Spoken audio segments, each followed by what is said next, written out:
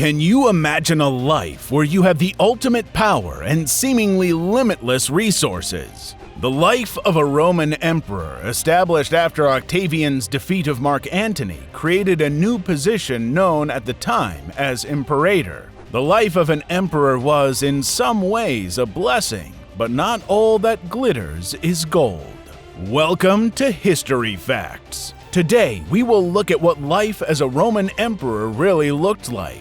On the surface, it seems like the ultimate power fantasy. However, despite the perks, there were some deadly, alarming downsides. Some you might know, and others might come as a surprise. As with all things in Rome, they had a complex relationship with power and celebrity. And often, attention was not always such a good thing.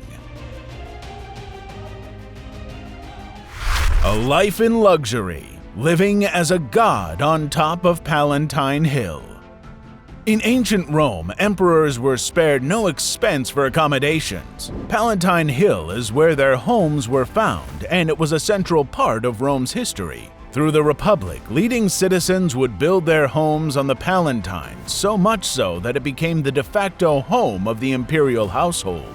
Augustus built his palace on the Palatine, then expanded by his successors. By AD 81 through 96, the time of Emperor Domitian, the entire hill had become enclosed, separating the emperor from the whole of the populace. This was a massive, sprawling place with ample rooms for state affairs and numerous private chambers. This, in all actuality, is the origin of the word palace in Palatine.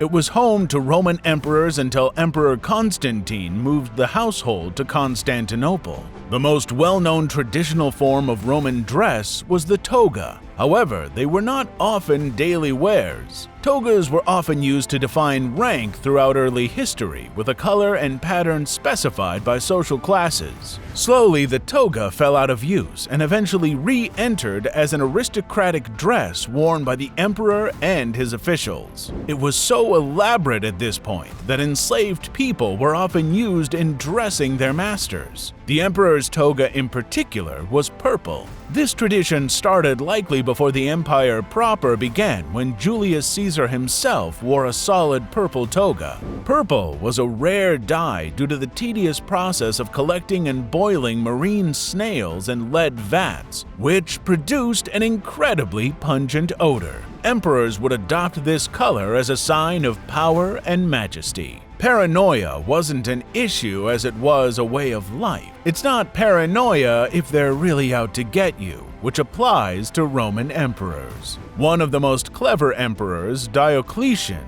came into power at the end of a very violent period of Roman history, which saw many assassinations. He sought to avoid the constant assassinations and plotting by instituting elaborate court rituals separating the emperor from ordinary people. Dressed in elaborate garb, fully bejeweled and silken, anyone who wanted to approach their emperor was forced to do so on their knees and kiss his robes in reverence. Lifestyles were different than we have today, of course, bearing in mind much of our lifestyle has evolved over time. Roman emperors, for example, did not have access to the foods we do today because plants native to the Americas were unknown to them, including corn, potatoes, and tomatoes. They did what they could by throwing lavish Roman banquets. These feasts were shared not just for emperors, but for all aristocratic society. As the empire expanded, spice roots became more regularly used, adding to their everyday foods. This also marked a shift to more extravagant foods, as some offered recipes showed that the elite of Rome liked to show off that they'd eat anything.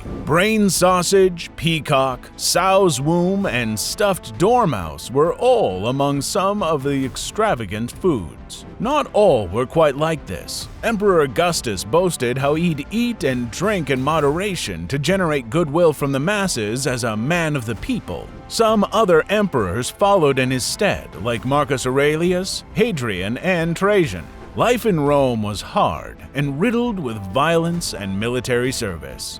Deadly contests in the arena were just as Roman as anything. Ambitious politicians would stage games in the late Republic, either chariot racing, gladiator contests, or animal hunts. This was used as a manner to gain prestige and power. Emperors, in turn, were expected, after the fall of the empire, to provide ample entertainment in the form of games. The purpose of an emperor sponsoring these violent games was generally to show off his affluence, win the affection of his people, and cement his power. Some emperors would put on lavish events like the 123-day festival with over 11,000 animals slaughtered either by spectacle hunting or in animal fighting instances. This came alongside gladiatorial contests, deadly man-to-man and sometimes woman-to-woman combat. The largest venue for these events was the Flavian Amphitheater in Rome, best known as the Colosseum. Emperors were expected to attend events and could issue mercy or death to a gladiator. Typically, the crowd's opinion would sway this. It was seen as one of the least democratic institutions left in the state. Emperors didn't only stage games, but would often participate as well. Commodus would go in to prove his divine credentials in the Colosseum. He was obsessed with the games. He'd join in hunting spectacles from a platform above the floor while animals were kept at a safe distance. He'd participate in matches against gladiators using wooden weapons, while he would be highly armed with a sword and large shield. There's no reason to doubt when historians claim Commodus was allowed to win these bouts. He was given 1,000,000 sesterces for each victory. The main point in this was that while gladiatorial contests were popular across Rome, participating was beneath the rank of an aristocrat, even more so an emperor. This, mixed with his propensity towards megalomania and sadism, leads to the emperor's death by strangulation. An athlete ambushed him while the emperor was taking a bath. The darker end of things: paranoia, death, and taboo.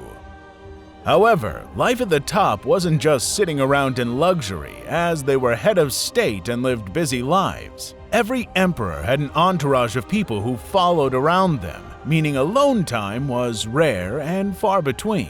They would often have to travel en masse. Emperor Hadrian, for example, would regularly have as many as 5,000 people in his following, including family, officials, guards, slaves, hangers-on, servants, and scholars alike. One of the biggest bonuses of being a Roman emperor is the life it afforded. Emperors were deified until the time of Constantine. This means that a particular cult of personality around the emperor was strong.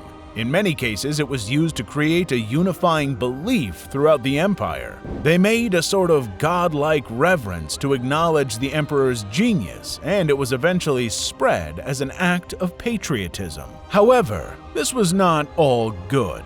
Emperors were only worshipped after death, as living as a god was not often considered acceptable. However, not all emperors could wait until death to be a god.